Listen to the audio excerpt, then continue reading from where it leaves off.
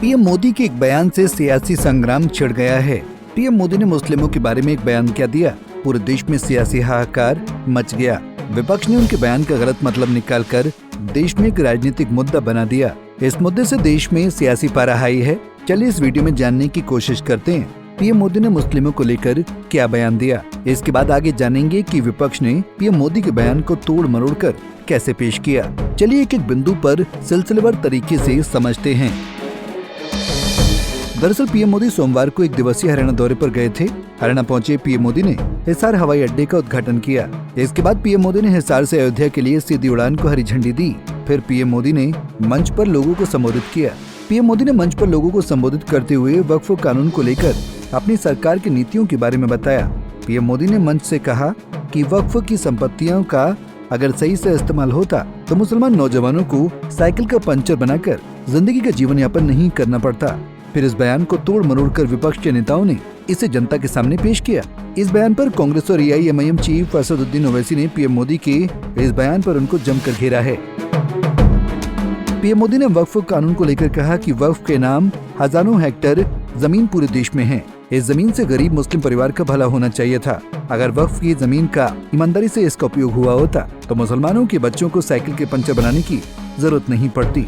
भूमाफिया वक्फ कानून के नाम पर गरीबों के नाम पर जमीन लूट रहे हैं। पीएम मोदी ने कहा कि सैकड़ों विधवा मुस्लिम महिलाओं ने सरकार को पत्र लिखकर वक्फ कानून में परिवर्तन की मांग की थी। अब पीएम मोदी के इस बयान पर कांग्रेस ने जमकर निशाना साधा है। कांग्रेस सांसद इमरान प्रतापगढ़ी ने कहा कि प्रधानमंत्री को ये भाषा शोभा नहीं देती है। आपने देश के युवाओं के लिए रोजगार तो छोड़ा नहीं है, तो ये वो पंचर और पकौड़ा बना रहे हैं। इसके बाद सुनिए कांग्रेस सांसद इमरान प्रतापगढ़ी ने आगे क्या कहा। दरअसल प्रधानमंत्री जी जिस पद पर बैठे हैं वो कभी कभी भूल जाते हैं उसकी गरिमा क्या है। वो ऐसी भाषा का इस्तेमाल कर रहे हैं जो बिल्कुल जो सोशल मीडिया का ट्रोल इस्तेमाल करता है, पंचर बनाते हैं। ये कौन सी भाषा है? ये प्रधानमंत्री को शोभा नहीं देती, पहली बात। दूसरी बात, आपने पिछले 10 साल में 11 साल में इस देश के युवाओं को इस स्थिति में ला दिया है कि उनके पास पंचर बनाने के अलावा और पकौड़ा तलने की सलाह तो प्रधानमंत्री ने खुद दी थी। तो आपने इस देश के युवाओं को रोजगार के लायक तो छोड़ा नहीं है। यही एक रोजगार बचा है, या तो वो पकौड़ा तलें या तो वो पंचर बनाएं। प्रधानमंत्री जी, मुसलमान सिर्फ पंचर नहीं बनाता है। मैं गिनाना शुरू करूंगा तो बहुत सारी चीजें ऐसी हैं कि मैं गिनाऊंगा कि मुसलमानों ने क्या क्या बनाया है, लेकिन ये समय वो समय नहीं है कि मैं ये चीजें गिनाऊं और आप तंज करें। कांग्रेस पर आप आरोप लगा रहे हैं कि कांग्रेस हमदर्दी रखती है। मैं आपसे पूछना चाहता हूं कि आप नफरत करते हैं क्या? आप अपने देश के ही एक नागरिक समूह से नफरत करते हैं क्या?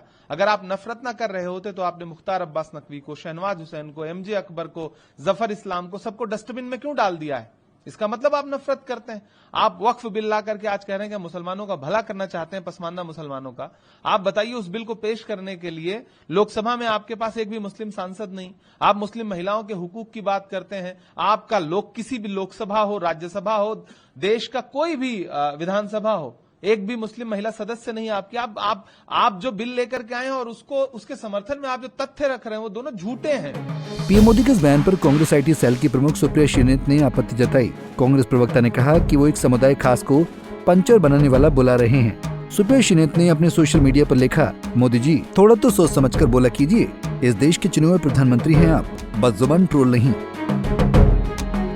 इसके अलावा पीएम मोदी के बयान पर एआईएमआईएम चीफ असदुद्दीन ओवैसी ने पीएम मोदी से सवाल किया कि पिछले 11 साल में मोदी ने गरीब भारतीय, हिंदू या मुसलमानों के लिए क्या किया। एआईएमआईएम चीफ ने कहा कि 33% भारतीय बिना नौकरी और पढ़ाई के जीने को मजबूर हैं।